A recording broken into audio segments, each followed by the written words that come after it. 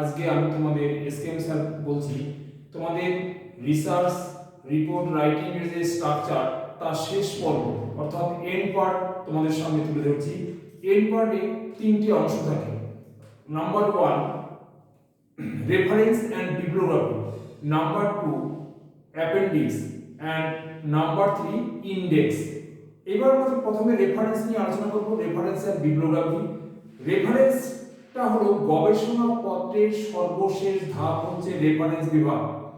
গবেষণাপত্রের মধ্যে অনেক গ্রন্থ, সাময়িক পত্রিকা, সেমিনার পত্র, থিসিস ও ডিসার্টেশন, জার্নাল প্রবন্ধ ইত্যাদি গবেষণামূলক প্রবন্ধগুলোর উদ্ধৃতি ব্যবহার করতে হয়।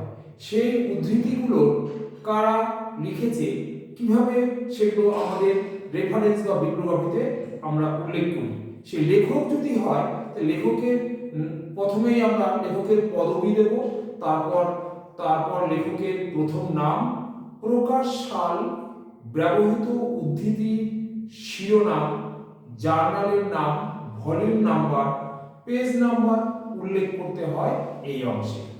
এবার যে সমস্ত বইগুলো আমরা ব্যবহার করব এই রিসার্চের তথ্য নেওয়ার জন্য, সেই সমস্ত বইয়ের একটা তালিকা তৈরি করে আমরা শেষে উল্লেখ করব। এটাকে বলা হয় বিব্লিওগ্রাফি। 2 নম্বর পয়েন্ট হচ্ছে পরিশিষ্ট অর্থাৎ অ্যাপেন্ডিক্স। রেফারেন্সের পর পরিশিষ্ট উল্লেখ করা হয়ে থাকে। গবেষণাপত্রের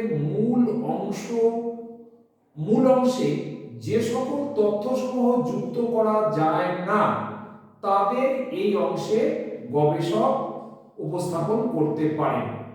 বিভিন্ন অতিরিক্ত সারণী, তথ্য, প্রশ্নমালা ইত্যাদি পৃথক পৃথকভাবে উপস্থাপন করা হয়ে থাকে। এটি দেখে দ্রুত প্রয়োজনীয় তথ্য বের করা যায়। লাস্ট পয়েন্ট ইন্ডেক্স বা নির্ঘণ্ট। এটিকে ইন্ডেক্স হলো গবেষণায় ব্যবহৃত গুরুত্বপূর্ণ শব্দগুলোর একটি বর্ণানুক্রমিক তালিকা।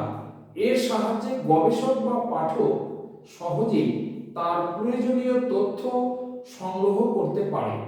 ইন্ডেক্সকে সাধারণত দুই ভাগে ভাগ করা হয়। Number 1 subject index, number 2 author index. Subject ইন্ডেক্সে গুরুত্বপূর্ণ ধারণা, পরিভাষা ইত্যাদি পেজ নাম্বার সহ বর্ণানুক্রমিকভাবে উপস্থাপন করা হয়। আর অথর ইন্ডেক্সে গবেষণায় ব্যবহৃত উদ্ধৃতি সমূহের লেখকের নামের একটি বর্ণানুক্রমিক তালিকা উপস্থাপন করা হয়।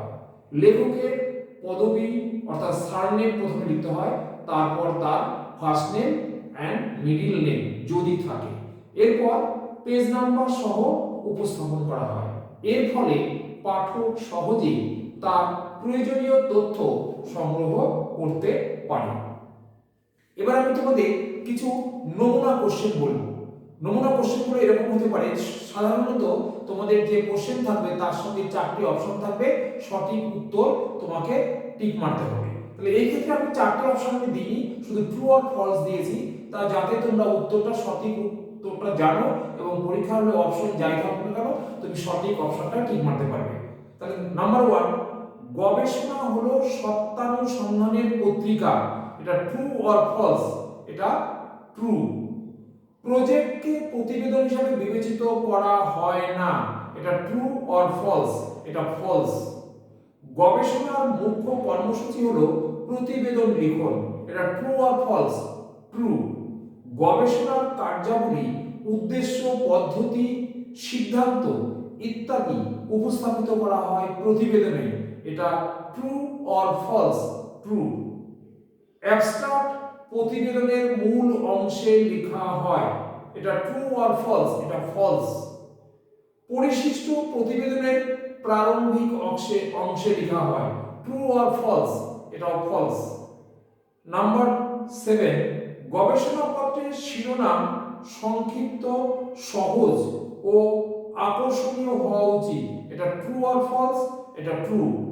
গবেষণার মূল বিষয়বস্তু অতি সংক্ষেপে উপস্থাপন করা হয়, সারসংক্ষেপে। এটা ট্রু অর ফলস? এটা ট্রু। গবেষক তার গবেষণা পরিধি ও সীমা নির্ধারণ করেন না। এটা ট্রু অর ফলস? এটা ফলস। গবেষণাপত্রের সর্বশেষ ধাপ হচ্ছে রেফারেন্স বিভাগ। এটা ট্রু অর ফলস? এটা ট্রু। তাহলে স্টুডেন্ট তোমরা শোনো, তোমাদের একটা চ্যাপ্টার রিসার্চ রিপোর্ট রাইটিং এ এই চ্যাপ্টারটা আমি শেষ করলাম। তার সঙ্গে এই 9টা মতো তোমাদের স্যাম্পল কোশ্চেন দিয়েছি। পরবর্তী ভিডিওতে আমি আরো বেশ কিছু কোশ্চেন দিয়ে তোমাদের সহযোগিতা করার চেষ্টা করব।